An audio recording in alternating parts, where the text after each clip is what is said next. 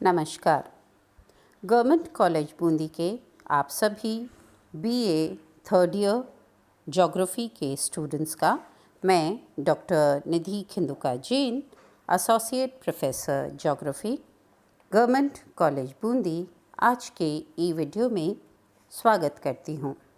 हम आपके सिलेबस का paper number 2 geography of India या भारत का भूगोल का अध्ययन कर रहे हैं और इसमें हम भारत के प्रमुख भौतिक विभागों का अध्ययन कर रहे हैं। हमारे आज के ई वीडियो में हम भारत के कोस्टल प्लेन्स और आइलैंड ग्रुप्स का अध्ययन करेंगे। तो हमारे आज के ई वीडियो का टॉपिक है भारत के तटीय मैदान एवं द्वीप समूह। इस मानचित्र में आप भारत के प्रमुख भौतिक स्वरूप देख सकते हैं। ऊपर जो पर्पल में कलर में आपको दिख रहे हैं, यह है उत्तरी पर्वतीय प्रदेश। उसके बाद ग्रीन कलर में ये उत्तर भारत के वृहद मैदान, जिन्हें गंगा, यमुना, सतलज के मैदान भी कहा जाता है, ये थार डेजर्ट, ये प्रायद्वीपीय पठार और ये जो आप ब्लू कलर में ये दोनों तटों पर देख रहे हैं, ये भारत के तटीय मैदान या कोस्टल प्लेन्स हैं। और हम आज इन्हीं तटीय मैदानों का और साथ में ये जो इधर द्वीप समूह है, अंडमान निकोबार द्वीप समूह और इधर लक्षद्वीप समूह, इन द्वीप समूहों का अध्ययन करेंगे। प्रायद्वीपीय पठार के पूर्वी एवं पश्चिमी तट की ओर पूर्वी तथा पश्चिमी घाट और समुद्र के बीच समुद्र तटीय मैदान विस्तृत हैं। जैसा कि अभी आपने मानचित्र में देखा कि प्रायद्वीपीय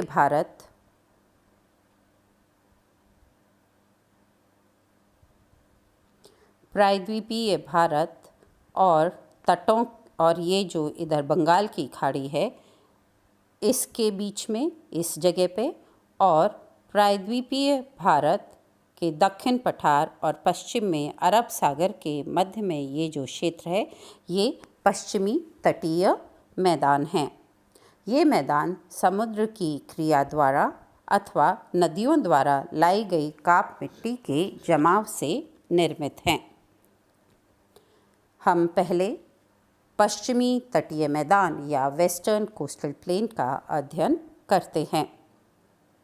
पश्चिमी मैदान उत्तर की ओर चौड़ा होकर नर्मदा ताप्ती का मैदान बनाता हुआ गुजरात तक चला जाता है। यह जो पश्चिमी तट के उत्तरवर्ती क्षेत्र हैं, जिनमें कच्छ प्रायद्वीपीय तट, कच्छ से सूरत तक का तट, ये सभी जो तट हैं, ये कंपैरेटिवली चौड़े हैं। अन्यथा नर्मदा ताप्ती के नदमुख के बाद जो पश्चिम तट है, वह एक सकरा तटीय मैदान है। पश्चिमी तटीय मैदान एक पतली पट्टी के रूप में ऑन एन एवरेज या औसतन 64 किलोमीटर की चौड़ाई में कच्छ की खाड़ी से लेकर कुमारी अंतरीप तक फैले हुए हैं। इनकी कहीं कहीं तो ये बहुत सकरे हो जाते हैं, जैसे कि कोंकण और मालाबार तट वाले भाग में। इस मैदान के उत्तरी भाग को कोंकण, मध्य भाग को कन्नड़ और दक्षिणी भाग को मालाबार तट कहते हैं। प्रायद्वीप के पश्चिम में खंबात की खाड़ी से कन्याकुमारी तक यह पश्चिम तटीय मैदान फैले हुए हैं। इन तटीय मैदानों में बहने वाली नदियाँ छोटी और तीव्रगामी नदियाँ हैं, जो कि पूर्व से पश्चिम की ओर बहती हैं और सह्याद्री पर्वतमाला या जिन्हें हम पश्चिमी घाट कहते हैं, उनसे निकलती हैं। इस क्षेत्र में 2 बड़ी नदियाँ प्रमुखतः हैं, वे हैं नर्मदा और ताप्ती, और ये दोनों नदियाँ नदमुख बनाती हैं। मैदान के दक्षिणवर्ती तट पर लंबे और सकरे अनूप पाए जाते हैं, क्योंकि समुद्र ने की क्रिया द्वारा यहाँ पर रेत के लंबे जमाव हो गए हैं और उन जमावों और तट के बीच में समुद्र का पानी रह गया है, जो कि अनूप या लूप्स क्रिएट करता है। तो दक्षिणवर्ती तट पर लंबे और संकरे अनूप या लगून्स पाए जाते हैं। पश्चिम तटीय मैदान की जो जलवायु है वह आर्द्र जलवायु है और यहाँ पर तापमान वर्ष भर बहुत अधिक नहीं रहते हैं। तो तर एवं सम जलवायु उपजाऊ मृदा और चावल उत्पादन के अनुकूल यह क्षेत्र है। तो अनुकूल जलवायु, उपजाऊ मृदा और चावल उत्पादन की अनुकूलता के कारण यह एक अधिक जनसंख्या वाला क्षेत्र है। पश्चिम तटीय मैदान में जनसंख्या अधिक पाई जाती है। यह आप इस मानचित्र में देख सकते हैं। ये जो लाइट येलो कलर से जो पोर्शन वेस्ट कोस्ट पे दिखाई दे रहा है, यह जो पश्चिमी तट पर हम देख सकते हैं, यह पश्चिमी तटीय मैदान है। और इसी तरह ये जो ईस्ट कोस्ट पर हम देख सकते हैं, ये पूर्वी तटीय मैदान हैं। तो पश्चिम तटीय मैदान को यहाँ पर आप देखिए, यहाँ पर ये कोंकण कोस्ट कहलाते हैं और यहाँ दक्षिण में ये मालाबार कोस्ट कहलाते हैं। इधर कोंकण कोस्ट, इधर मालाबार कोस्ट और ये काठियावाड़ तट इसे कहा जाता है। तो ये आप कोस्टल प्लेन्स ऑफ इंडिया का एक मानचित्र देख सकते हैं। पूर्वी तटीय मैदान या ईस्टर्न कोस्टल प्लेन्स, जैसा कि अभी हमने मानचित्र में देखा था, ये गंगा डेल्टा से कुमारी अंतरीप तक फैले हुए हैं पूर्वी तटीय मैदान और ये पश्चिम तटीय मैदानों की अपेक्षा अधिक चौड़े मैदान हैं। इन मैदानों को इनकी जो धरातलीय स्वरूप है या उच्चावच है, उसके हिसाब से हम दो भागों में विभाजित कर सकते हैं। इनका जो ऊपरी भाग है वह नदियों के ऊपरी मार्ग हैं और निचले भाग में जो यहाँ की प्रमुख नदियाँ हैं उन्होंने डेल्टा बनाए हुए हैं। इन चौड़ी नदी घाटियों और डेल्टा प्रदेश, अगर आपको अपना पिछला ई वीडियो याद है जो हमने प्रायद्वीपीय पठार का ई वीडियो देखा था, उसमें हमने देखा था कि प्रायद्वीपीय पठार से पश्चिम से पूर्व की ओर कई बड़ी नदियाँ निकलती हैं जो कि पूर्वी तट पर डेल्टा बनाती हैं, जिनमें से महानदी, गोदावरी, कृष्णा और कावेरी प्रमुख नदियाँ हैं। तो ये जो गंगा के डेल्टा के बाद महानदी का डेल्टा, गोदावरी का डेल्टा, कृष्णा का डेल्टा और कावेरी का डेल्टा, ये चार प्रमुख डेल्टा हैं। ये नदियाँ इन डेल्टा क्षेत्रों में काप मिट्टी का जमाव करती हैं और इन उपजाऊ काप मिट्टी के कारण ये मैदानी प्रदेश भी कृषि के अनुकूल क्षेत्र हैं। सपाट तट होने के कारण समुद्र के निकटवर्ती भागों में बालू की लंबी श्रृंखलाएं मिलती हैं और उन श्रृंखलाओं के द्वारा लगून्स या अनूप या छोटी छिछली झीलें हमें देखने को यहाँ पर मिलती हैं। ये जो रेतीले जमाव हैं, इनके द्वारा कई छिछली झीलें बन गई हैं और इनमें से जो दो बहुत कॉमन झील हैं, उनमें एक तो महानदी डेल्टा के दक्षिण में चिल्का झील है, जिसकी लंबाई करीब 75 किलोमीटर्स है और इसी तरीके से आंध्र प्रदेश के समुद्र तटीय भाग में पुलिकट नाम की एक लगून झील है। इस पुलिकट झील के अंदर ही श्रीहरिकोटा नाम का द्वीप समूह है। आपको अगर याद हो तो श्रीहरिकोटा में हमारा सैटेलाइट लॉन्चिंग पैड है, जिसके द्वारा हम अपने विभिन्न उपग्रह अंतरिक्ष में भेजते हैं। तो पुलिकट झील के अंदर श्रीहरिकोटा आइलैंड स्थित है। पूर्वी मैदानी प्रदेश के उत्तरी भाग को उत्तरी सरकास, मध्यवर्ती भाग को काकीनाडा और दक्षिण भाग को कोरोमंडल तट कहते हैं।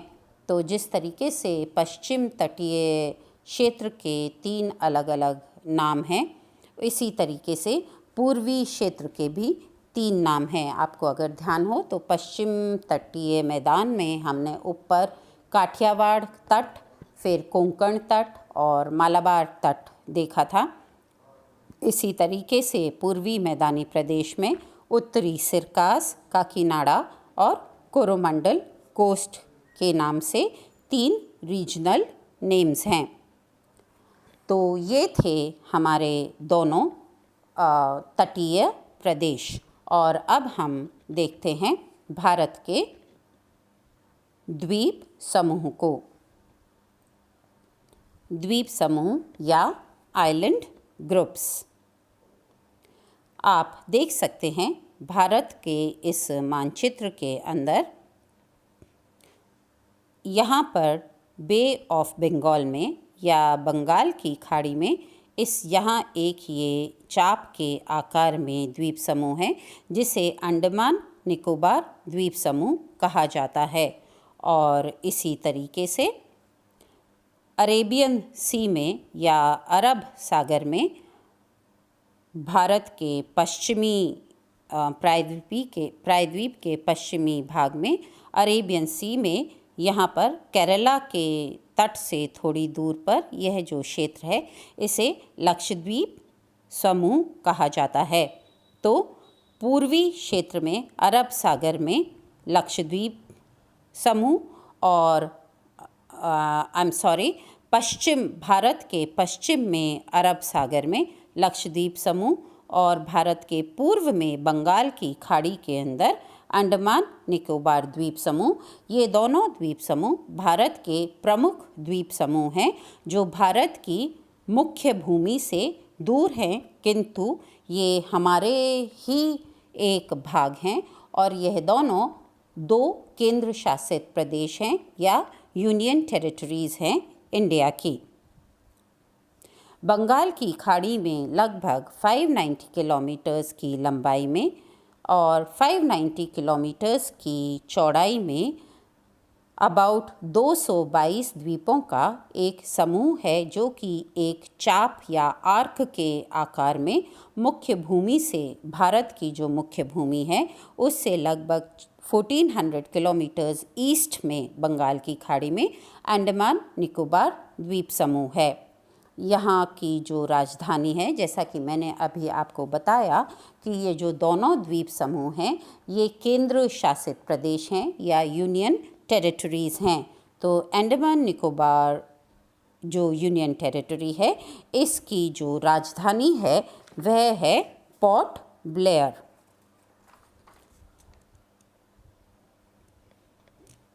ये जो द्वीप समूह हैं, यह टर्शरी काल में निर्मित हिमालय की जो पूर्वांचल श्रेणी है, इन्हें उसी का एक भाग माना जाता है।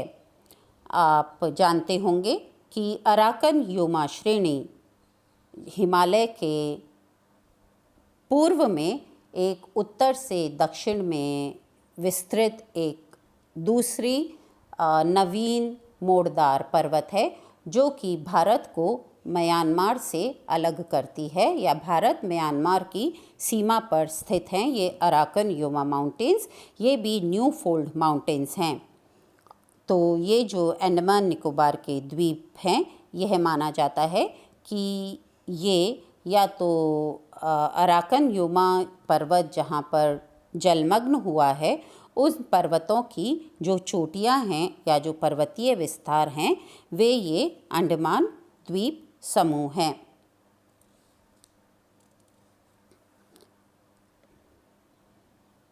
लक्षद्वीप समूह।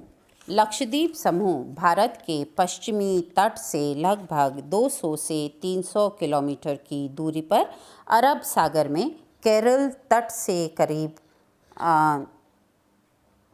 200-300 किलोमीटर दूर 29 वर्ग किलोमीटर पर विस्तृत 25 द्वीपों का एक समूह है।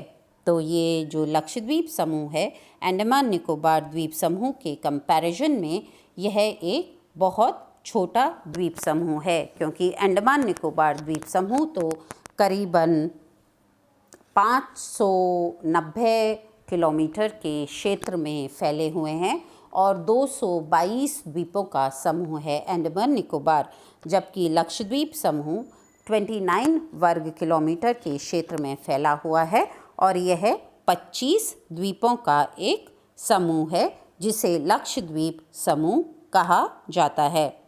यह जो लक्षद्वीप समूह के जो द्वीप हैं, ये प्रवाल से निर्मित द्वीप हैं और इनमें जो विशेष उल्लेखनीय 3 द्वीप माने जाते हैं, एक लक, एक अमीनी और तीसरा मिनिकॉय द्वीप। इस लक्षद्वीप केंद्र शासित प्रदेश की राजधानी कवरत्ती है। ये माना जाता है कि ये द्वीप पूर्ववर्ती जलमग्न अरावली पर्वत श्रेणी के अवशिष्ट भाग हैं जिन पर प्रवाल भित्तियाँ विकसित हो गई थीं। तो अंडमान निकोबार द्वीप समूह को हम न्यू फोल्ड माउंटेन्स या नवीन मोड़दार पर्वत श्रेणियाँ, जो कि टर्शरी युग की पर्वत श्रेणियाँ हैं, हिमालय और अराकनियोमा, उनका एक एक्सटेंडेड पार्ट या उनका विस्तार मानते हैं। जबकि लक्षद्वीप समूह कैम्ब्रियन युग में अरावली जो पर्वत श्रृंखलाएँ थीं, जो कि विश्व की प्राचीनतम पर्वत श्रृंखलाओं में से एक हैं, उनका अवशिष्ट मानते हैं।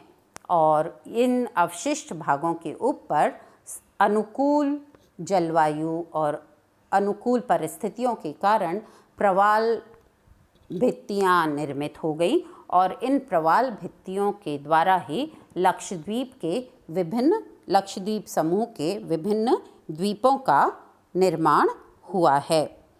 तो इस तरीके से भारत के अंतर्गत 2 केंद्र शासित प्रदेश अंडमान निकोबार द्वीप समूह और लक्षद्वीप समूह भारत की मुख्य भूमि से दूर अरब सागर और बंगाल की खाड़ी में स्थित हैं। ये जो आज हमने टॉपिक किया है, भारत के तटीय मैदान और भारत के द्वीप समूह, उनके लिए आप जो रेफरेंस बुक यूज़ कर सकते हैं वह है भारत का भूगोल। यह है डॉक्टर चतुर्भुज मामोरिया और डॉक्टर S.C. जैन द्वारा लिखित बुक है, जो कि साहित्य भवन पब्लिकेशन आगरा का पब्लिकेशन है। आज के इस ई वीडियो का असाइनमेंट मैं वापस रिपीट कर रही हूँ। आपने अपना रजिस्टर भारत के भूगोल के लिए अलग से बना लिया होगा और मैं अपने हर ई वीडियो के बाद आपको उस वीडियो से कनेक्टेड असाइनमेंट दे रही हूँ। आप उन असाइनमेंट्स को रेगुलरली करते जाइए, क्योंकि अगर आपके लिए इंटरनल असेसमेंट हमें करना पड़ा तो हम आपके इन असाइनमेंट से ही आपका इंटरनल असेसमेंट करेंगे।